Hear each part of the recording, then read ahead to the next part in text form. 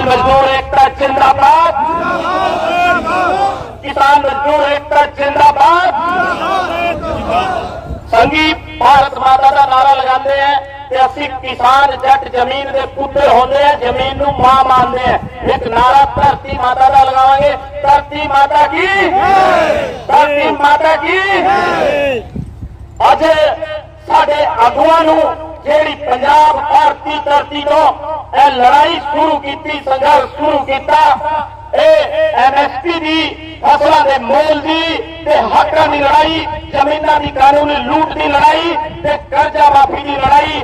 इस लड़ाई संघर्ष के विच ये महसूस किया कि इस लड़ाई में कारण क्या है कि भारत की लोगों की चुनी हुई सरकार जो खुद वायदा करती थी, वो सत्ता में सरकार में आने के बाद आखिरकार अपने देश के किसानों की बात मानती क्यों नहीं, उनको MSP गारंटी कानून देती क्यों नहीं। इसका कारण क्या है? इसका बड़ा कारण जब किसान आगुओं ने समझा तो इसका बड़ा कारण WTO पाया, एक विश्व व्यापार संगठन जो पूरी दुनिया के व्यापार के लिए संगठन बनता है। कल अबू धाबी में उसकी मीटिंग होनी है। उसी मीटिंग के मद्देनजर, उसी मीटिंग के तहत ये तय किया गया कि जागरूकता लोगों के विच ये सोच डेवलप करने लई, पैदा करने लई क्यों ना इस विषय पे एक सेमिनार लगाया जाए। तो उसी के तहत आज ये सेमिनार ऐसे लगाया गया है। ऐसे असि चर्चा करेंगे, बातचीत करेंगे वो किसके ऊपर कि WTO के कारण क्यों किसानों को MSP का गारंटी कानून नहीं मिलता। मैं थोड़ा सा आपको इतिहास में पीछे की तरफ लेके जाना चाहूंगा। आप सब जानते हैं कि इस देश पर गोरों ने, फिरंगियों ने एक लंबे समय तक राज किया और उस राज को हमारे शहीदों ने कुर्बानियां देकर उनसे आजादी ली। इस देश पर जो राज किया 1857 से तक, 1857 की जो क्रांति हुई, उसके बाद 1858 में एक महारानी की घोषणा हुई। उससे पहले इस देश के ऊपर जो राज किया वो ब्रिटिश ईस्ट इंडिया कंपनी ने किया। वो कंपनी क्या थी? इंग्लैंड में रजिस्टर्ड एक कंपनी थी जो व्यापार के लिए बनाई गई थी और इस देश में व्यापार के लिए आई थी। एक अनुमान के अनुसार अंग्रेजों के इस देश में आने से पहले इस देश का पूरी दुनिया के व्यापार में 25% से लेकर 35% का हिस्सा था। पूरी दुनिया का जो व्यापार था उसमें 1/4 हिस्से पे GDP पे भारत उसमें भागीदार था। लेकिन अंग्रेजों ने ऐसी नीतियां बनाई, उन्होंने व्यापार को इस देश पर राज करने के बाद ऐसे बदला कि जब वो इस देश को छोड़कर गए तो इस देश का पूरी दुनिया के व्यापार में GDP में हिस्सा केवल 4% रह गया। जब 4% हिस्सा रह गया, देश आजाद हुआ। इसकी हमें जो इतिहास है वो समझने की जरूरत है। जब देश आजाद हुआ तो सरकारों ने कानून बनाए, क्योंकि इस देश में जो उद्योग थे, जो पैदावार करनी थी, वो सारे बर्बाद कर दिए गए थे और हमारे पास रह क्या गया था? एक खेती किसानी का सेक्टर, खेती किसानी हमारे पास रह गई थी। उस खेती किसानी के ऊपर जो दुनिया की ताकतें थी, उनकी नजर थी कि अगर हिंदुस्तान, भारत के लोगों के पास ये खेती किसानी का सेक्टर भी रह गया और इसमें भी आजादी करी, तो ये इस खेती किसानी अनाज के बलबूते पर भी पूरी दुनिया पर राज करेंगे। तो ऐसे में जो अंतरराष्ट्रीय संस्थाएं बनी, चाहे वो वर्ल्ड बैंक था और चाहे IMF का इंटरनेशनल मॉनेटरी फंडिंग का जो सिस्टम है, वो जो था उसको डेवलप किया गया और पूरे देश के जो आगू थे उनको बुलाया गया और बातचीत करी गई कि भाई पूरी दुनिया एक गांव बन गई, एक छोटा इदारा बन गया कि आसानी से हम एक दूसरे के यहाँ आ जा सकते हैं। तो क्यों ना ऐसे में हम ऐसे कानून बनाए कि जिसमें समान रूप से सारे देशों में व्यापार हो जाए। एक देश कुछ टैक्स लगाता है, दूसरा कुछ लगाता है, तीसरा कुछ लगाता है, कि एक जैसा कानून बने। और वो एक जैसा कानून बनाने के नाम पर आपने बहुत सुना होगा, पहले इस देश में टेलीविजन पर चर्चाएं चलती थी, GATT क्या है? GATT, journal agreement on tariff and trade, क्यों है क्या GATT? उसके ऊपर चर्चाएं चलती थी। बहुत से देश के लोग विरोध करते थे क्या कि GATT में जाने से देश का नुकसान होगा, GATT में जाना नहीं। लेकिन इस देश की सरकारें मीडिया के माध्यम से प्रचार करती थी कि GATT में जाना, GATT समझौते में शामिल होना देश के खिलाफ नहीं। हुआ क्या कि भारत 1985 1980 में बने journal agreement on tariff and trade, वो जो समझौता था कैट, उसमें शामिल हो गया और उसको बाद में 1995 में बदलकर WTO वर्ल्ड ट्रेड ऑर्गेनाइजेशन बना दिया गया, विश्व व्यापार संगठन। विश्व व्यापार संगठन ने पूरी दुनिया के जो नुमाइंदे थे उनसे चर्चा की। चर्चा करने के बाद उन्होंने कहा कि भारत जैसे देश जो खेती के प्रोडक्ट बाहर भेजते हैं, गेहूं और चावल पर ज्यादा नजर उन देशों की है कि गेहूं के ऊपर अमेरिका की संसद या दूसरे देशों में वो बार बार सवाल उठाते हैं कि भारत किसानों को सब्सिडी देता है और ये दुनिया में इतना सस्ता गेहूं दे देते हैं कि हमारा बाजार में बिकता नहीं, ये सब्सिडी बंद करनी है, ये गलत है, MSP रोकनी है। उसके बीच लेकिन जब ये बात हुई और चर्चा हुई तो भारत के लोगों ने कहा, प्रतिनिधियों ने कहा कि हमारा जो देश है यहाँ बहुत समय तक दूसरों का राज रहा, हमारा किसान कमजोर है, हमें सब्सिडी देने की जरूरत है, उसका खर्चा नहीं निकलता खेती किसानी से। तो उन्होंने एक नियम तय कर दिया। नियम क्या तय कर दिया? आप देखिए, आपके हकों की लूट आपके नुमाइंदों के सामने कैसे उस मीटिंग में उस विश्व व्यापार संगठन के माध्यम से हुई। कैसे एक नियम तय कर दिया कि भाई जो विकसित देश है, बड़े हो गए, अमीर हो गए, जिनमें लोगों की आमदनी ज्यादा है, वहाँ जो एग्रीकल्चर पर सब्सिडी दी जाती है वो उसका 5% दिया जाएगा। अमेरिका, यूरोप 5% देगा और जो विकासशील देश है, बहुत गरीब नहीं, गरीबी से निकलने की कोशिश कर रहे हैं लेकिन अमीर नहीं बने, वहाँ 10% दिया जाएगा।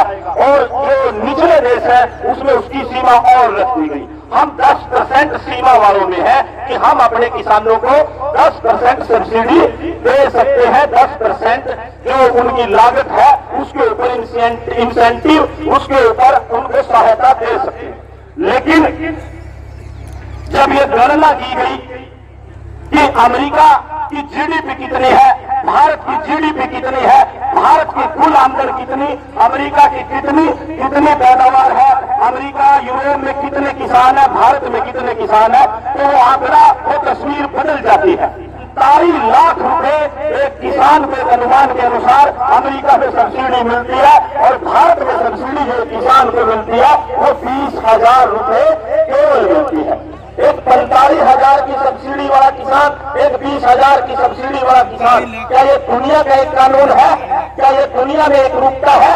या आप आवाज की इस धरती से आपने जो ये संघर्ष की आवाज बुलंद की, ये पूरी दुनिया की, न केवल भारत सरकार की, न केवल हरियाणा की सरकार की, बल्कि पूरी दुनिया में जो असमानता है, पूरी दुनिया में जो भेदभाव है, उसको आपने यहाँ से चुनौती देने का काम किया। पूरी दुनिया में एक रूपता, एक समानता लाने के संघर्ष की आपने यहाँ से आवाज एक तरह से बुलंद WTO की नीतियों को चैलेंज करने के माध्यम से की।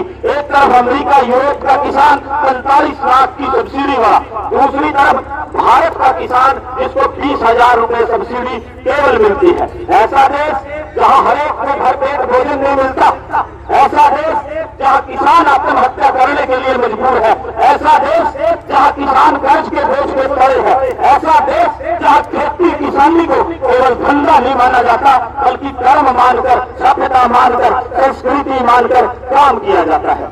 मैं आपके साथ इस देश के एक विद्वान ने कभी कहा था, वो साझा करना चाहूंगा कि उत्तम कृषि, मध्यम व्यापार, नीच चाकरी। लेकिन हुआ क्या, कभी नौकरी को सबसे निचला काम माना जाता था और खेती किसानी को सबसे उत्तम, क्योंकि हर एक चीज अनाज के बदले आप ले सकते थे, मिल सकती थी। लेकिन नीतियां सरकारों की ऐसी हो गई, वक्त बदलने के साथ साथ, समय बदलने के साथ साथ, कि खेती किसानी जो सबसे अव्वल दर्जे का पेशा था वो सबसे घाटे का पेशा हो गया और मजबूरी हो गई किसानों की, बुजुर्गों की, अपने बच्चों को, बेटों को यह कहना कि बेटा खेती किसानी न करिए, इसमें कुछ नहीं रखा, इससे अच्छा तो कोई नौकरी चाकरी, कोई व्यापार धंधा कर लिए। क्यों कहने को मजबूर हो गया किसान? 2 करोड़ के करीब किसान खेती छोड़ रहे हैं। खेती मजबूरी का धंधा बन गया, सबसे अव्वल दर्जे के धंधे से। कारण क्या? केवल सरकारों की नीतियां। फसलों के मोल नहीं पूरे मिले, एक दूसरा किसानों को मदद नहीं मिली, और जब आजादी आई शहीदों की कुर्बानियों से हमने दुनिया के व्यापार में अपनी हिस्सेदारी जो 24-25% से घटाकर 4% करके उसको बराबर करना था, उस टाइम उस दुनिया के मुल्कों ने एक नीति बनाई विश्व व्यापार संगठन की, और उसमें भारत शामिल होकर एक शिकंजे में फंस गया कि 10% से ज्यादा सब्सिडी देनी नहीं। यूट्यूब गहराई से अगर मैं बात करूं, वो सब्सिडी देने के भी 3 इदारे हैं। एक अंबर है, 3 इदारे ग्रीन, येलो और रेड, तीनों में बांट दिया कि आप सब्सिडी किस किस क्षेत्र में दे सकते हैं। वो कहते हैं पेड़ लगाने, पर्यावरण बचाना, जितनी मर्जी दे लो, उससे किसान की आमदनी नहीं बढ़ती, उससे क्या करेंगे। वो कहते हैं कि फसलों पे नहीं देनी। अगर फसलों पे भारत के किसान को सब्सिडी मिलेगी, ये इतना मेहनती है, इतना कमेरा है कि दुनिया में किसी और देश का अनाज टिकेगा नहीं। ये लड़ाई, ये संघर्ष दुनिया में बराबरी लेने का है। उन जंजीरों को, जो जंजीरें आजादी के बाद भी हमारे नेताओं की कारगुजारियों के कारण हमारे ऊपर कड़ी हुई है, हमारे गले में जो बेड़ियां पड़ी हुई है, ये संघर्ष उसको तोड़ने का भी है। एक बात हमारे से पहले वक्ता कर रहे थे कि बड़े बड़े कानून बनते हैं, संसद में चर्चा नहीं होती। भाई शर्मनाक तरीके से कहना पड़ता है, चर्चा पे दूर की बात। इस देश में एक ऐसा भी उदाहरण सामने है जब इस देश की संसद में चुने हुए नुमाइंदे इस स्कैंडल में पकड़े गए, इस देश में पकड़े गए कि वो सवाल पूछने के पैसे लेते हैं। विदेश में बैठे लोग चंदा देकर तय करते हैं कि हमारी सरकार क्या नीतियां बनाएगी। क्या हम आजाद है? क्या हम आजाद मुल्क है? अगर हम अपने किसानों को अपनी मर्जी से सहायता नहीं दे सकते, फसलों की कीमत नहीं दे सकते, लोन नहीं दे सकते, क्या हम एक आजाद मुल्क है? क्या इसी आजादी के लिए शहीद आजम भगत सिंह ने कुर्बानी दी थी? ये हमें सोचना है। क्या हमारे शहीद ऐसा भारत चाहते थे कि दुनिया में जब मुकाबले की बारी आएगी, हमारा किसान करेगा, विश्व व्यापार स्तर पर जाकर मुकाबला करेगा? क्या ऐसा भारत होगा? क्या आपको आजाद भारत लगता है? तो दुनिया के टॉप टेबल पर बैठकर कल भारत के नुमाइंदे बैठेंगे, इस देश से वो सुन ले, इस देश के किसान कमेरे की ये आवाज है कि अगर WTO में बराबरी के दर्जे पर बात नहीं कर सकते, किसान की MSP गारंटी की उन बंदिशों को, उन जंजीरों को जो IMF वर्ल्ड बैंक में लगी है, उनको नहीं तोड़ सकते, तो कुर्सी पर बैठने का हक उस व्यक्ति को नहीं है। मेरे से पहले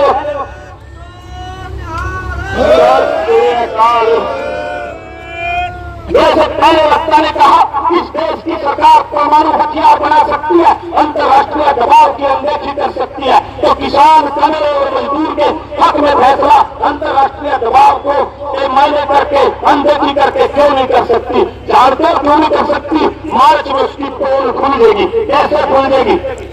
चंदे का खेल साफ हो जाएगा। इस देश के सुप्रीम कोर्ट ने फैसला दे दिया कि किस पार्टी को कितना चंदा कहां से मिलता है, इलेक्शन कमीशन की वेबसाइट पर डाल दो। चंदा चोरी का खेल खुलेगा तो आपको पता चल जाएगा कि जिनको आपने चुनकर इस देश की बागडोर सौंपी, इस देश की सत्ता सौंपी, वो कहीं न कहीं आपके प्रति जवाबदेह नहीं, बल्कि उन लोगों के प्रति जवाबदेह है जिनसे चंदा लेते हैं और कहते भी हैं कि जिसका खाइए उसका गाइए। अब ये चंदा चोर आपके सामने आ जाएंगे और आपको पता चल जाएगा कि विश्व व्यापार संगठन में क्यों और क्यों आपकी सरकार आपके हक की बात सामने नहीं रख सकती, उसकी मांग पूरी नहीं कर सकती, और क्यों MSP गारंटी कानून की आपकी मांग में जो सबसे बड़ी अड़चन है वो अंतर्राष्ट्रीय संगठन है, क्योंकि हमारे नेता, हमारी सरकारें अंतर्राष्ट्रीय व्यापार संगठन में अपने हाथ बटाए बैठे। एक और इस मामले से, इस मुद्दे से जुड़ी चर्चा जो आपके साथ साझा करना चाहूंगा वो बड़ी महत्वपूर्ण। मैंने शुरुआत की इस देश में जब अंग्रेज आए, वो आए किस लिए थे? व्यापार करने के लिए आए, राज करना मकसद नहीं था। शुरुआत में 1858 में महारानी के अंदर इंग्लैंड गया, शर्मनाक स्थितियां हैं, हमें सोचना चाहिए। उससे पहले हम इंग्लैंड में रजिस्टर्ड एक कंपनी के अंदर रहे, जो ब्रिटिश ईस्ट इंडिया कंपनी का शासन हमारे ऊपर था। ऐसी शर्मनाक स्थितियां रही। वो व्यापारी लोग हैं, जब उनके व्यापार को खतरा हुआ तो उन्होंने संस्थाएं बना ली, गरीब मुल्कों को लोन दे दिया। अमेरिका कहता है मेरा डॉलर 100 रुपए का, भारत के 100 रुपए का एक डॉलर आएगा। ये दुनिया का कानून है, इतिहास को। वहां के रुपए की, डॉलर की कीमत 100 रुपए और यहाँ की 1 रुपए 100 रुपए का, 16 हिस्सा। ये शर्मनाक स्थितियां क्यों है? ये व्यापारी लोग हैं। हथियारों की मंडी, चाहे पूरे अरब कंट्रीज की बात करें, तेल की लड़ाई, चाहे आप हिंदुस्तान की बात करें, व्यापार की लड़ाई। आज गुलामी का व्यापार का तरीका बदल गया। कैसे बदल गया? पूरी दुनिया को व्यापार के लिए इन्हीं संगठनों के माध्यम से खोला गया। आज आप हिंदुस्तान में देखिए, भारत में देखिए, जितनी बड़ी फैक्ट्रियां, जितने बड़े प्रोडक्ट, एक छोटे से कैमरे से लेकर, माइक से लेकर, फोन से लेकर, घड़ी से लेकर, साबुन से लेकर, एक मशीनरी, ट्रैक्टर, बैटरी, जिस भी आप सामान को लेंगे, जिसकी भी आप जिक्र करेंगे, उसको बनाने वाला कौन, उसका मालिक कौन? विदेश में बैठी कोई न कोई कंपनी। ज्यादातर उनकी घराने जो भारत में लगे हैं, बड़ी सेवाएं भारत में आपके पास है, उनकी मालिक है।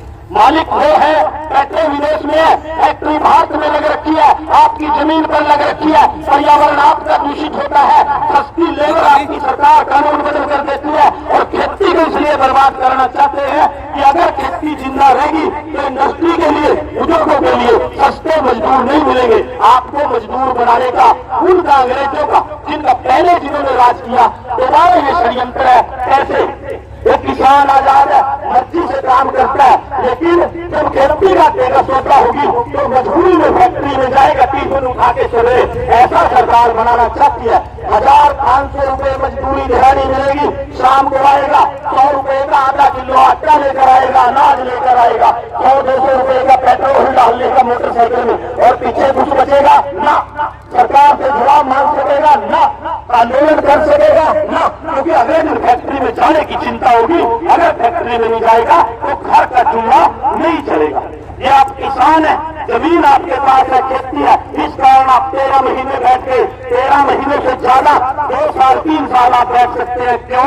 क्योंकि आपके पास आ जाती है, आप खुद मुख्तियार हैं। और इसीलिए दोबारा बात वही घूम कर आती है जहां से मैंने शुरू की थी, क्या कि उत्तम कृषि, खेती उत्तम क्यों है? वो सामने पुलिस वाला खड़ा है, ड्यूटी कर रहा है, तनख्वाह आपको ज्यादा मिल सकती है, लेकिन सरकार का हुक्म आएगा, चाहे वो उसका बापू खड़ा है, भाई खड़ा है, गोली चलानी पड़ेगी अगर नौकरी करनी है। ये नौकरी होती है, ये चाकरी होती है। लेकिन किसान सरकार से सवाल पूछ लेता है, मुकाबले में खड़ा हो जाता है। कारण क्या? हमें लेना क्या सरकार से? खुद पैदा करते हैं, खुद कमाते हैं, खुद खाते हैं, बल्कि और टैक्स सरकार को देते हैं। ऐसा टैक्स ज्यादातर खेती की चीजों पर 18% जीएसटी लगता है। किसान डीजल की बड़े पैमाने पर खरीद करता है, 50 रुपए का डीजल 100 रुपए का खरीदते हैं। हम इस गरीबी की हालत में भी सरकार को टैक्स देते हैं। डीजल की बात मैं कर रहा हूँ जो बड़े पैमाने पर किसान खरीदता है। बात अंतर्राष्ट्रीय व्यापार संगठन की है।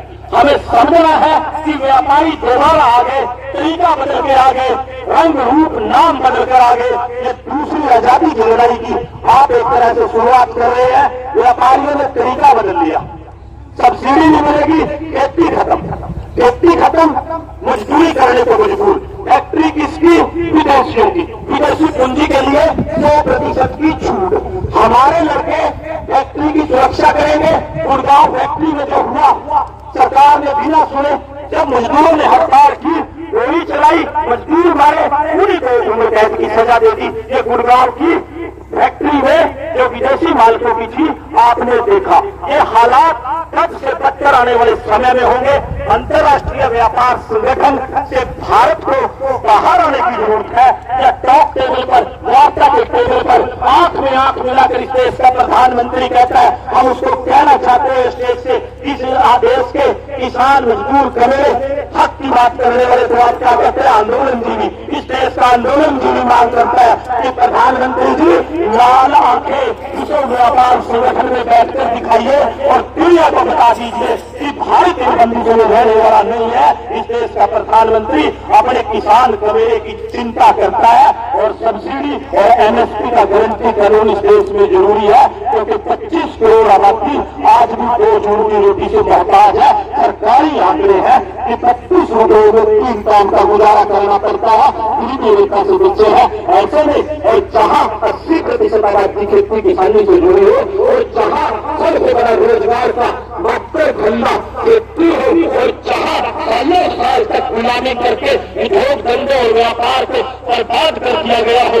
बची केवल खेती हो, उस देश के लिए विकल्प कोई बचता नहीं बल्कि अंतर्राष्ट्रीय व्यापार संगठन से या तो दम दिखा के बाहर आ जाए या वहाँ की जो कंडीशनें एक तरफा है उनको उस देशों के सामने रखते हैं कि 45 लाख रुपए की सब्सिडी देते हो और एक तरफ 20,000 रुपए की सब्सिडी हुआ किसान, लेकिन फिर भी हरियाणा, पंजाब, भारत का चट मेरा किसान 50 लाख 45 लाख रुपए की सब्सिडी लेने वाले किसान को उनकी सरकार को करने पर मजबूर कर देता है, सहने पर मजबूर कर देता है कि अंतरराष्ट्रीय बाजार से तेरे को बाहर उखाड़ देंगे, इतना सस्ता अनाज देते हैं।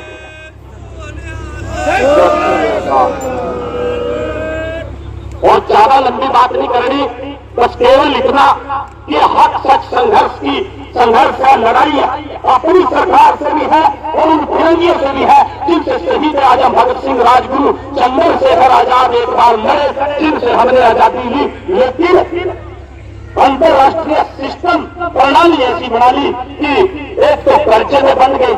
आप सब खेती किसानी से जुड़े हैं, कोई जिस अर्थ लेकर ब्याज देना हो, कर्जा ले रखा हो जिसका दे, या किसी साहूकार का, तो इलेक्शन में, चुनाव में कहीं दो बात सच की कह रही हो, सामने आंख मिला का कह रही हो, भाई जिसका कर्जा ले रखा उसका गदा बड़ा पड़ा। पूरी दुनिया का सिस्टम ऐसा बनाया हुआ है कि कर्जे के बोझ में प्राप्त किए और कर्जे के बोझ में प्राप्त के एक तरफा नीतियां लागू कर दी, या बराबरी की लड़ाई, हक की लड़ाई, सच की लड़ाई। इस पुराण की धरती से आपने अंतरराष्ट्रीय प्रणाली को, अंतरराष्ट्रीय लूट को, अंतरराष्ट्रीय सिस्टम को चुनौती देने का काम आपने किया है। खेती किसानी बचाने के साथ साथ, किसान को बचाने के साथ साथ जो विश्व व्यापार संगठन की शर्तें हैं, या तो उनको सरकार बदलवाए या उससे बाहर आ जाए, ये सरकार तय करे। कर्जे के बोझ में दबी है भारत की सरकार, वो भारत सरकार की नीति होगी। वो जाने क्यों कर्जा लिया, राफेल वास्ता लिया, राफेल लेकर आए और राफेल न जोड़ेंगे, खेत बहाएंगे, उसके लोग क्या करेंगे, पाकिस्तान पर घेरेंगे, चीन पर गोला घेरेंगे। क्या है ये, किसने पैदा किए हालात? एशिया के देश, अफ्रीका के और अरब के देश आपस में लड़ रहे हैं। पूरी दुनिया में सबसे ज्यादा ताकत अगर नहीं है तो वो इस महाद्वीप में है, एशिया में। पूरी दुनिया में कोई इसका मुकाबला नहीं करता। लेकिन दो विश्व युद्ध लड़ने वाले व्यापारियों ने सोचा, भाई इनके पास सब कुछ है, थारा काम चलागा कैसे, तीनों आपस में लड़वाओ, हथियारों की मंडी बनाओ। एक राफेल कर्जा क्यों है देश का, एक राफेल कितने पैसे का है ये आप सब जानते हैं। और वो जो राफेल का कर्जा तारना, उस कर्जा तारने के लिए कर्जमंद है, और कर्जमंद होने के कारण IMF की नीतियां है। और राफेल की जरूरत क्यों, पाकिस्तान के लिए लड़ाई, हिंदुस्तान की, पाकिस्तान कहा भारत दुश्मन, भारत के नेता कहा पाकिस्तान दुश्मन, हरियाणा वाले कहा एक एक बूंद पानी ले जाओ, हरियाणा में चले जा, पंजाब में दे, और पंजाब में तो दूसरा कहा एक बूंद पानी नहीं देते, साढ़े बोल पानी नहीं। यही लड़ाई पाकिस्तान से भारत की है, यही भारत से चीन की है। ये हालात हमें समझने होंगे, एकता मजबूत करना होगा, दुनिया की व्यवस्था समझनी होगी। एक संक्षेप में बता दूं, विश्व व्यापार संगठन पूरी दुनिया के व्यापार को रेगुलेट करने की, चलाने की संस्था है। उसने शर्त लगी कि भारत का किसान सस्ता अनाज बेचा, इन्हें सब्सिडी ज्यादा मिला, इन्हों आप 5% से ज्यादा सब्सिडी नहीं दे सकते। हमारी GDP कम है उनके मुकाबले, यह सब्सिडी बहुत कम बना, उनकी GDP बहुत ज्यादा है। GDP होती है कुल उत्पादन, इतना एक देश में सारा पैदावार एक साल में होती है, उनकी ज्यादा है, 40 लाख है, यहाँ 20,000 है, 45 लाख पर साल बहुत दे, बल्ले बल्ले हो जाएगी। क्या रहेगा अनाज करने की कीमत पैदा करने की। तो इन हालातों को हमें समझना होगा, इस संघर्ष में मजबूती से डटना होगा। एक बार एक नारे के साथ मैं आपसे विदा लूंगा, किसान मजदूर एकता, किसान मजदूर एकता, धरती माता की, धरती माता की।